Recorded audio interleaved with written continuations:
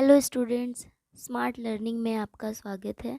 जैसे कि आपको पता ही है कि हम पॉलिटिकल साइंस शुरू कर चुके हैं और इसमें हमने क्लास 6 से स्टार्ट किया है, जिसका मैं फर्स्ट चैप्टर ऑलरेडी कंप्लीट करा चुकी हूँ। अभी हम क्लास 6 के पॉलिटी का सेकंड चैप्टर शुरू करेंगे। पहले मैं आपको अपना शेड्यूल बता देती हूँ। हम डेली मॉर्निंग में एक वीडियो आपको ज़रूर मिल जाएगा, तो आप सुबह मॉर्निंग में इसको देख सकते हैं या जब भी आपको टाइम लगे तब आप इसको कंप्लीट कर सकते हैं। और और देखिए, मैंने आपको फर्स्ट चैप्टर जो है हिंदी कंटेंट से करवाया है, तो आप उसको कर लीजिए और बाकी आपको किसी भी तरह की लैंग्वेज इशू नहीं होगा, क्योंकि मैंने अभी आपका अपना जो कंटेंट है उसको इंग्लिश में मॉडिफाई कर लिया है।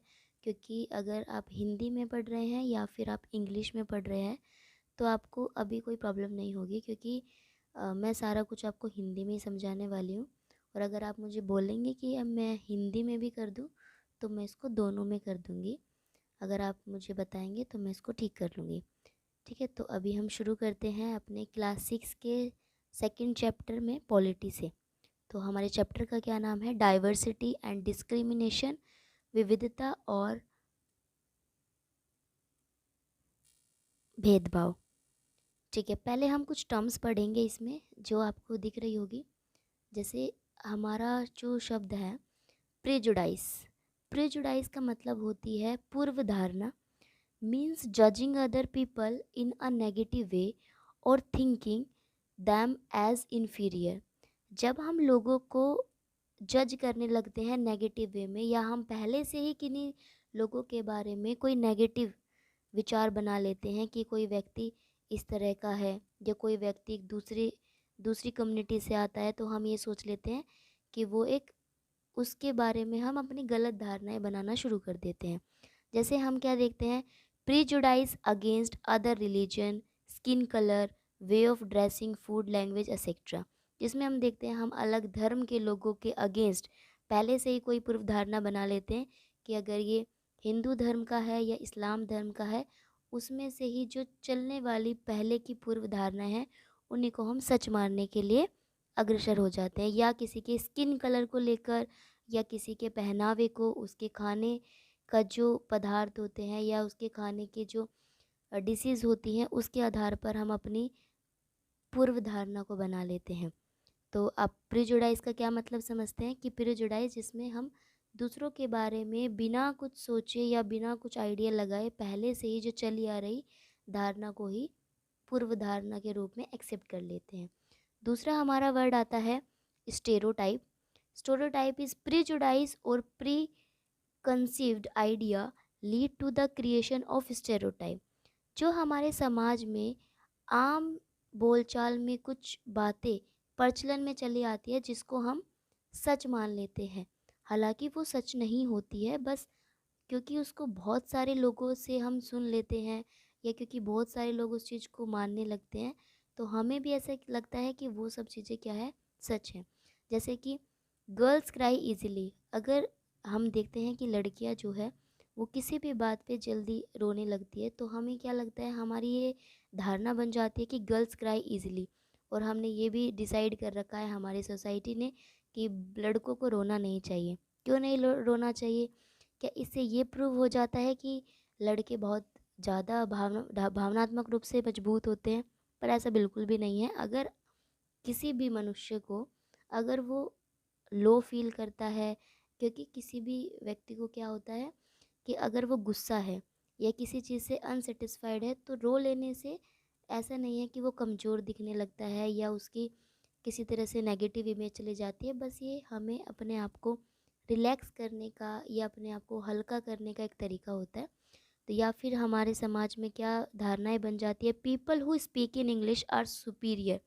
और जिन लोगों को हम अपने समाज में इंग्लिश बोलता हुआ देखते हैं, उनके बारे में तो हमारी एक सुप्रीम लेवल की एक आइडिया बन जाता है कि इससे पढ़ा लिखा तो हमारे देश में या हमारी नज़रों में कोई हो ही नहीं सकता अगर वो इंग्लिश भाषा को जानने वाला होता है।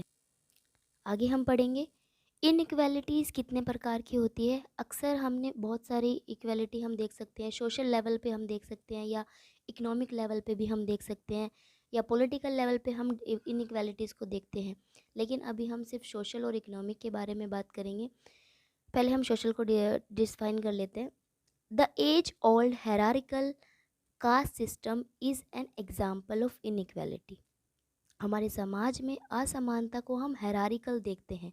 हेरारिकल क्या होता है कि एक पीढ़ी से दूसरी पीढ़ी में हमें ये असमानता देखने को चली आती है। मान लीजिए एक धोबी का बेटा, अगर एक धोबी ने कोई कर्जा लिया है और वो धोबी उसको नहीं चुका पाता है, तो जाहिर सी बात है जिनसे कर्जा लिया गया था वो उसके बेटे को या उसके फैमिली में कोई भी होता है तो उसको उसी से वो काम करवाना शुरू कर देता है जब तक उसका कर्जा नहीं उतरता है। तो ये हायरार्किकल प्रोसीजर के अंदर आ जाता है। A person faces discrimination on account of his birth in a particular caste group. और एक कास्ट के लोगों को, एक जाति के लोगों को डिस्क्रिमिनेट किया जाता है कि वो किस जाति में पैदा हुआ है उसके आधार पर, ना कि उसमें क्या कैपेबिलिटी है, क्या वो योग्यता रखता है, वो लोगों को मायने नहीं रखती है। बस देखा क्या जाता है कि वो किस जाति से रिलेट करता है। This inequality deprived of educational opportunities fail to get good job. और अगर वो एक निम्न जाति से पैदा हुआ या एक निम्न जाति से आता कोई व्यक्ति है तो उसको एजुकेशनल अपॉर्चुनिटीज़ नहीं मिल पाती है। और जब एजुकेशनल अपॉर्चुनिटीज़ नहीं मिलेगी तो हम बिल्कुल ये कह सकते हैं कि उसको कोई गुड जॉब या एक अच्छी नौकरी मिलना तो बहुत ही मुश्किल चीज़ हो जाती है उसके लिए। तो अभी हम देखेंगे इकोनॉमिकली इनइक्वालिटीज़ क्या होती है। Economically comes about when a person does not have the resource and opportunities that are available to other person. जब लोगों के पास रिसोर्सेज और अपॉर्चुनिटी की अवेलेबिलिटी नहीं होती, उसको असमानता के अंदर काउंट किया जाता है, जिसमें हम आर्थिक असमानता को लेते हैं।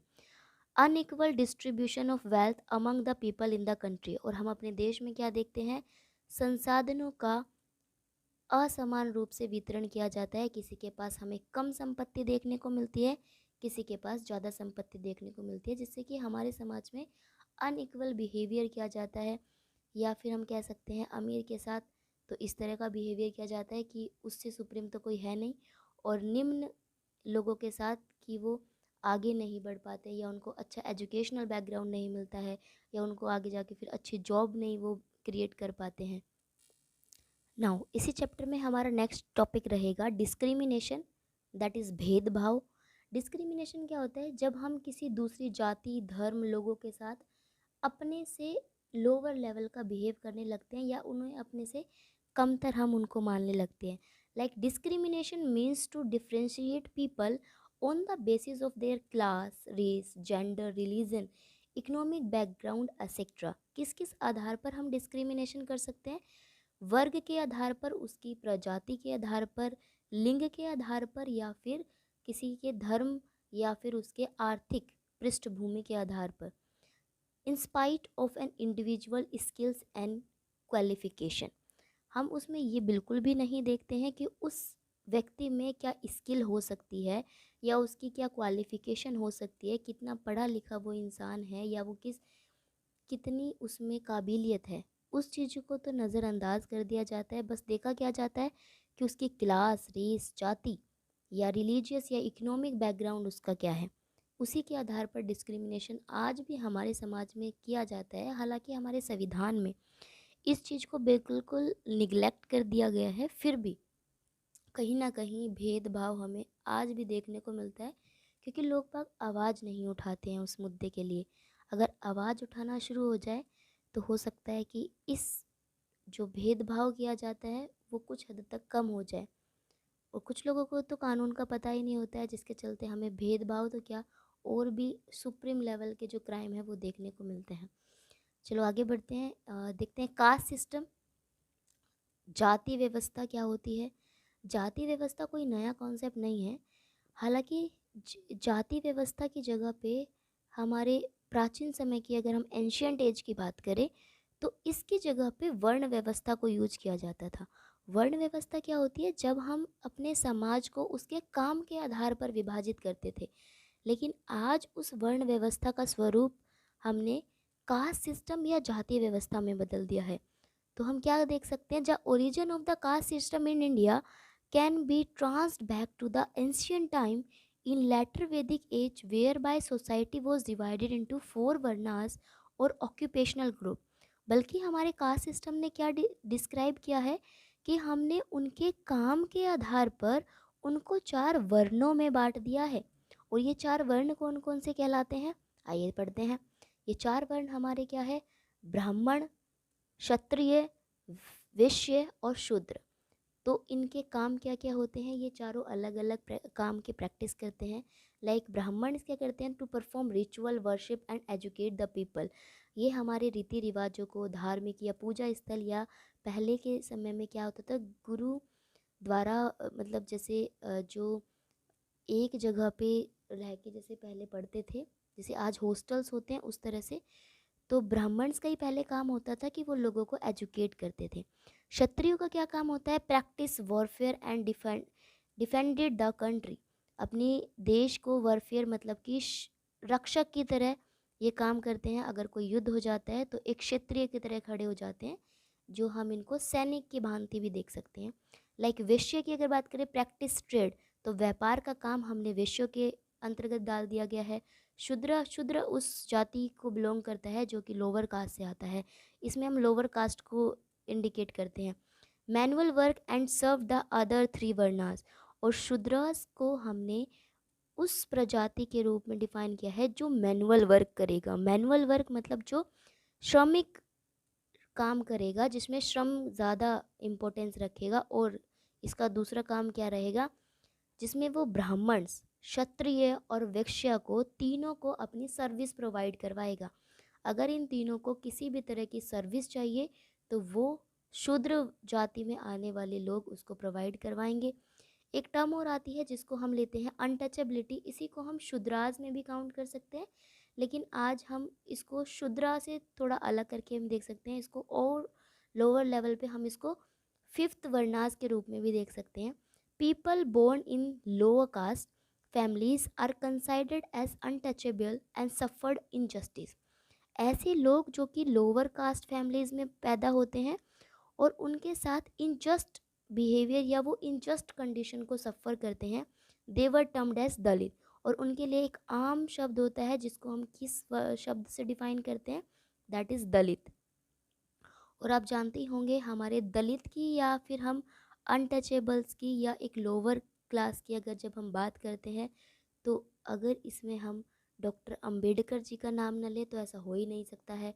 डॉक्टर अंबेडकर जी एक ऐसी ही लोअर फैमिली से आते हैं जो कि उनका उनके साथ स्कूल लेवल पे देख लीजिए, या अपने बचपन में उन्होंने इतनी सारी इनइक्वालिटीज़ को समझा जिसके चलते उन्होंने ठान लिया, और वो आज जिसको हम याद रखते हैं, या भारत के हर नागरिक को उनका नाम पता होना चाहिए कि वो हमारे देश में संविधान के निर्माता के तौर की भूमिका निभाते हैं। कि हमारे संविधान का निर्माण किसने किया, तो हम डॉक्टर अंबेडकर जी का नाम सबसे पहले लेते हैं। तो जब हम अंबेडकर जी की बात कर ही रहे हैं तो उनके बारे में थोड़ा जान भी लेते हैं। देखिए, after independence the government was committed to the upliftment of untouchables as was desired by our founding fathers. जैसे हमारी स्वतंत्रता के बाद हमारी गवर्नमेंट ने भी ये कमिट किया कि हम इन अनटचेबल्स को या लोअर कास्ट को अपलिफ्ट करने के लिए, मतलब कि आम या फिर मुख्य धारा में लाने की हमारी सरकार ने बखूबी प्रयास किया है। और इसी में हमारे फाउंडिंग फादर कहे जाने वाले डॉक्टर अंबेडकर जी का नाम लेते हैं हम। Our constitution was build up on the basis idea of equality for all. और हमारे कॉन्स्टिट्यूशन में भी कहा गया है इक्वालिटी फॉर ऑल। हमारे संविधान में कहा गया है कि हमारे देश का हर नागरिक को इक्वालिटी, समानता का व्यवहार किया जाएगा।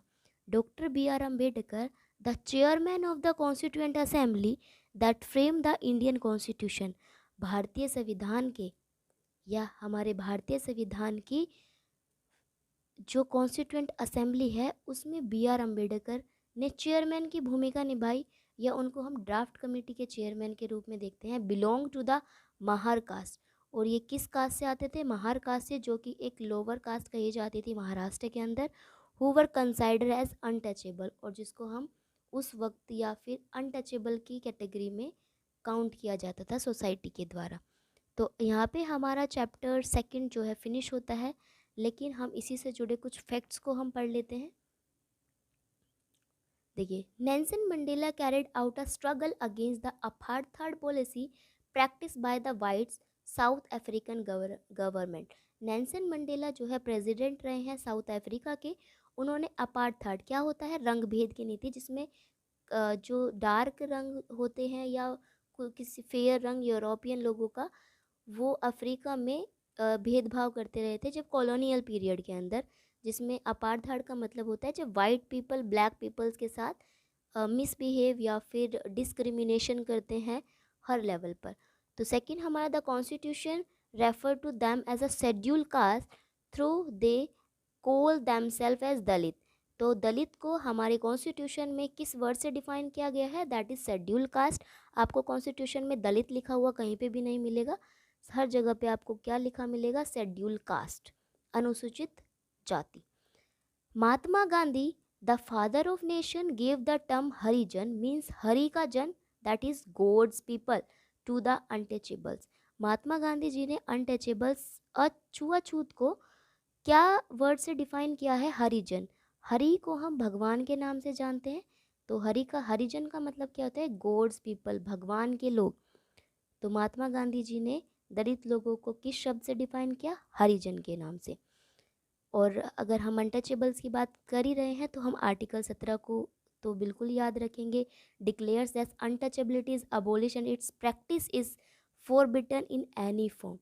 आर्टिकल 17 में कहा गया है कि अनटचेबिलिटी को उन्मूलन करना है, बिल्कुल ख़त्म करना है, और उसकी को एनी फॉर्म, कोई भी फॉर्म, किसी भी लेवल पर उसको एक्सेप्ट नहीं किया जाएगा, चाहे वो बिल्कुल ही लोअर स्केल पर उसके साथ, बिल्कुल ही माइनर स्टेज पर उसके साथ भेदभाव किया जा रहा है या अनटचेबल्स बिहेव किया जा रहा है, तो उसकी किसी भी फॉर्म को एक्सेप्ट नहीं किया जाएगा। उसकी हर फॉर्म को आर्टिकल 17 जो है काउंट करता है। Thank you for watching my video. अच्छा लगे तो शेयर करें, लाइक करें, सब्सक्राइब करें।